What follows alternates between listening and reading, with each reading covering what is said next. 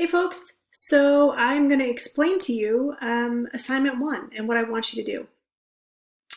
When you're looking at the assignment handout, don't freak out. I know that it's a little long and it's just because I have to explain what I'm asking you to do and the theory behind it. All right. The gist of it is this.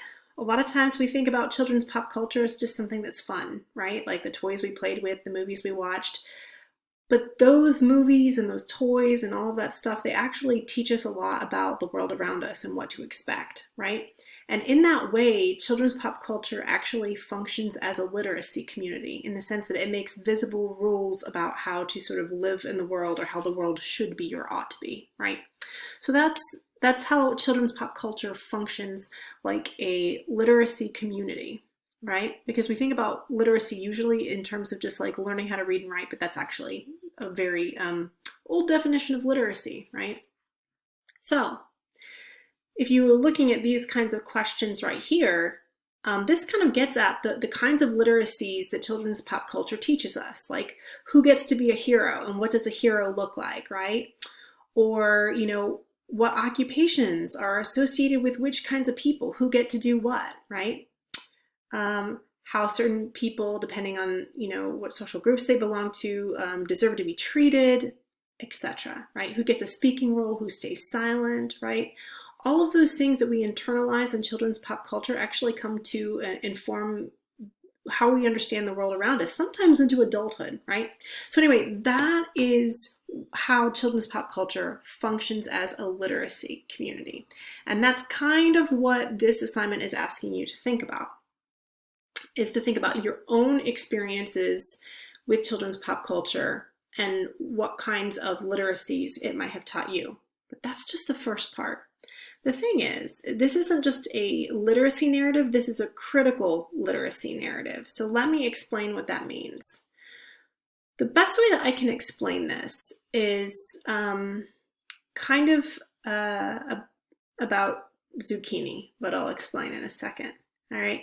So critical literacy is really about reading the literacies that you internalized, whether as a young person or as an adult, really kind of reading those literacies against the grain and asking, well, like maybe there are some things about it that were not so great. So let me explain what I mean by the zucchini. So children's pop culture is kind of like when your parents try to get you to eat vegetables when you're a kid and they'll like put like some zucchini and some meatloaf, all right? And you eat it and you're like, okay, this is yummy meatloaf. And you don't know you're eating vegetables. Okay, so I want you to imagine that the zucchini is rotten. Yeah, shitty zucchini.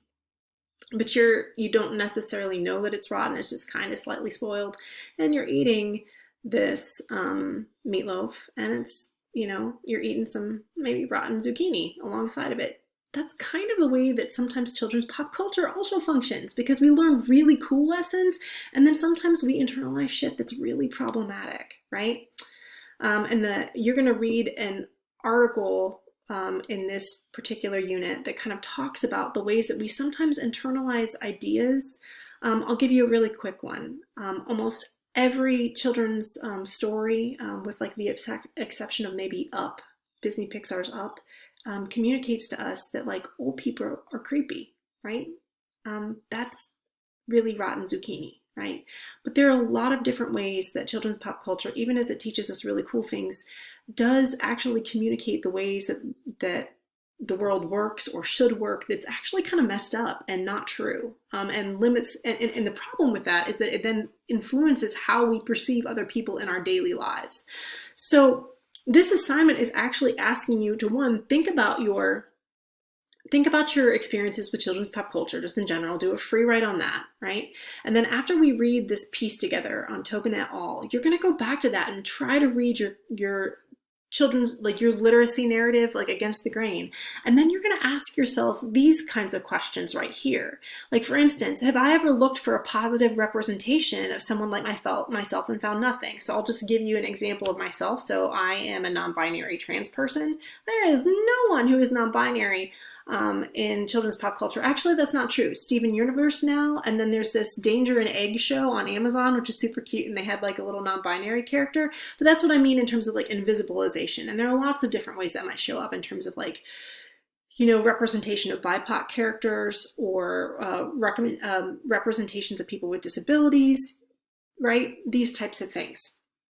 But you know, there are all other types of questions. Like, for instance, have I ever felt that like the happy endings for people like me don't exist, or that the happy ending that I want is at odds with what pop culture tells me is the happy ending I should want? Do you see what I'm saying?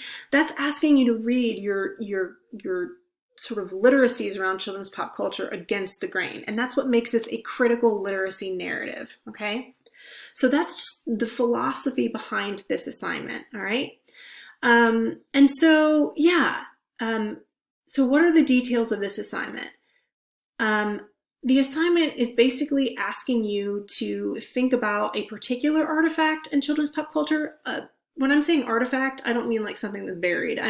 That's actually a sociological term. So cultural artifacts are anything that our culture sort of produces that sort of reflects us. So like a child's game, a toy, comics, films, etc. So I want you to think about a particular artifact in children's pop culture, like really think about it in depth, right? It can be something that you love, or it can just be something you just remember, right? Like I could potentially even write about like how when I grew up in the, you know, late 70s, early 80s, Scooby-Doo was a thing. I didn't particularly like Scooby-Doo, but it definitely taught me some weird ideas about how villains were always going to be in disguise and stuff, you know? I mean, granted, I haven't really thought about that much, but you know what I'm saying? It wasn't a favorite of mine, but it's something that was there all the time, right? Or the Smurfs. Anyway, there were some weird cartoons in the 80s. My point here is that, you know, I want you to first, you know, look at the first bulleted list, to think about what that particular thing that you're focusing on taught you, right? Like the literacies that it communicated to you, right? And then I want you to, after you're reading the Tobin piece that we're going to read together in class, you're going to do a free write where you're going to be like, basically answering that second bulleted list of questions that we just talked about, the critical literacy narrative ones, right? And you're going to blend those two free writes together. And I want you to write a 1.5 single-spaced critical literacy narrative, right? And I really want to push you to be brave and to ask yourself tough questions, because that's kind of what academic writing is about. And it's kind of what this course is about, is to think about things that are familiar to us and make them unfamiliar, right? So try to avoid, you know, low-hanging fruit and that kind of thing. And remember too that like I'm not asking you to dislike children's pop culture. Like I love children's pop culture, right? It's just sometimes our faves are problematic, right? And I think in some ways, when we're talking about them in nuanced ways, we can actually re-engage with them in ways that are more meaningful. Okay, so don't worry. I am here for your childhood. I'm holding space for it, and mine, right? My weird old childhood. So anyway, you're going to write a 1.5 to 2-page single-spaced critical literacy reflection.